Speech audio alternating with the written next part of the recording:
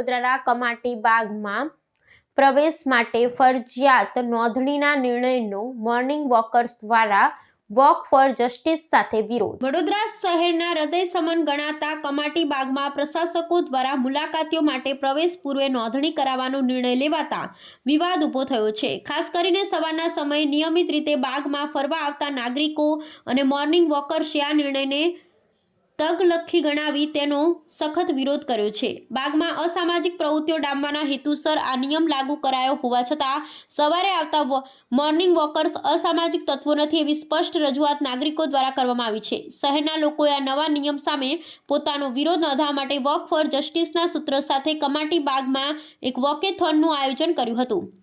આ વિરોધ પ્રદર્શનમાં મોટી સંખ્યામાં નાગરિકો અને વરિષ્ઠ નાગરિકો જોડાયા હતા અને શાસક પક્ષ વિરુદ્ધ સૂત્રોચ્ચાર કર્યા હતા। નાગરિકોનું કહેવું છે કે મહારાજા સયાજી રાવ દ્વારા પ્રજાના આનંદ પ્રમોદ માટે ભેટમાં અપાયેલા આ બાગમાં કોઈપણ પ્રકારનું નિયંત્રણ કે પ્રવેશ માટેની નોંધણી લાદવી અયોગ્ય છે અને તે પ્રજાના મૂળભૂત અધિકારોનું હનન છે। આ વોકેથોન બાદ મોર્નિંગ વોકર્સે મ્યુનિસિપલ કમિશનર અરુણ મહેશ બાબુને રૂબરૂ મળી આવેદનપત્ર આપ્યું હતું। જ્યારે કમિશનર સવારમાં બાગમાં ફરવા આવ્યા હતા। નાગરિકોની રજૂઆત સાંભળ્યા બાદ કમિશનરે આ બાબતે તાત્કાલિક ઘટતું કરવા માટેની ખાતરી આપી હતી। જો કે જો આ નિર્ણય ટૂંક સમયમાં પાછો ખેંચવામાં નહીં આવે તો આંદોલનને વધુ ઉગ્ર બનાવવાની ચીમકી મોર્નિંગ વોકર્સ દ્વારા ઉચ્ચારવામાં આવી છે, જેને કારણે આગામી દિવસોમાં આ વિવાદ વધુ વકરવાની શક્યતા છે। કમાટી બાગમાં વડોદરા શહેરના નાગરિકો અને સમગ્ર દેશના નાગરિકો આનંદ પ્રમોદ માટે કમાટી બાગ આવતા હોય છે, પરંતુ શાસકોના દ્વારા હમણાં અસામાજિક પ્રવૃત્તિના નામે રજીસ્ટ્રેશન કરવાનો નિર્ણય લીધેલો છે એ તગલખી છે। અમારું એટલું જ કહેવું છે કે સવારમાં વડોદરા શહેરના નાગરિકો મોર્નિંગ વોકમાં આવે છે એ અસામાજિક તત્વો નથી।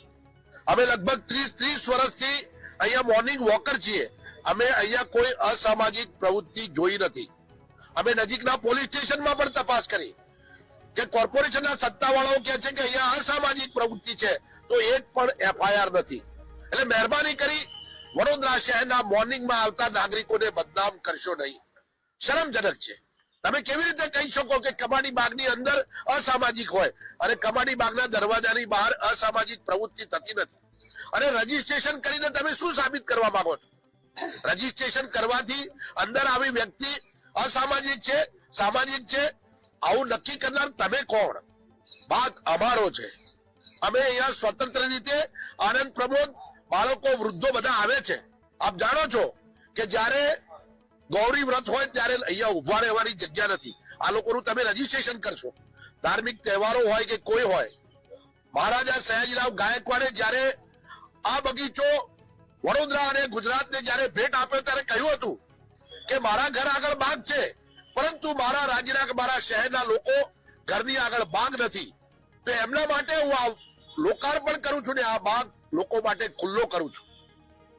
સત્તાવાળાઓને અમે કહ્યું છે કે આ પ્રકારની પ્રવૃત્તિ બંધ કરો। તમે એના કરતા સિક્યુરિટી વધારો, સીસીટીવી સર્વેલન્સ વધારો, એની જરૂર છે। તમને અસામાજિક પ્રવૃત્તિ લાગતી હોય તો આ પ્રકારની પ્રવૃત્તિ વધારો, એમાં અમે સહેમત થયા છીએ, પરંતુ સ્વતંત્ર રીતે કોઈ પણ પ્રકારનું બંધન આ કમાટી બાગમાં હોવું જોઈએ નહીં। અસામાજિક પ્રવૃત્તિ લાગતી હોય તો એના માટે અમે કોર્પોરેશનમાં ટેક્સ ભરીએ છીએ અને એ ટેક્સના નાણાંમાંથી તમે કરોડો રૂપિયાની સિક્યુરિટી વાપરો છો। આ સીસીટીવી કેમેરો તમે જોઈ શકો છો। આટલા દિવસથી આંદોલન ચાલે છે તો બી લબડે છે। તો આ પ્રકારના શાસકો, એમને અમે અત્યારે કહેવા આવ્યા છીએ કે અમે અસામાજિક નથી, અમારું અપમાન કરશો નહીં। અને આ જે તમે ફતવો બહાર પાડ્યો છે એને મહેરબાની કરીને પાછો ખેંચો। આજે અમે વોક ફોર જસ્ટિસ, ન્યાય માટે કેટલાય દિવસથી રજૂઆતો કરી રહ્યા છીએ। આજે અમે વોકેથોન દ્વારા કોર્પોરેશનને સંદેશ આપ્યો છે કે મહેરબાની કરી અમે જે ગાંધી ચિંધ્યા માર્ગે રાષ્ટ્રધ્વજ લઈને નીકળ્યા છીએ, અમે અહીંયા શાંતિ, સલામતી અને સુરક્ષા સાથે શાંતિપૂર્વક આ કમાટી બાગના આનંદ પ્રમોદ કરવા માંગીએ છીએ। એટલે મહેરબાની કરી તમારો નિર્ણય પાછો ખેંચો।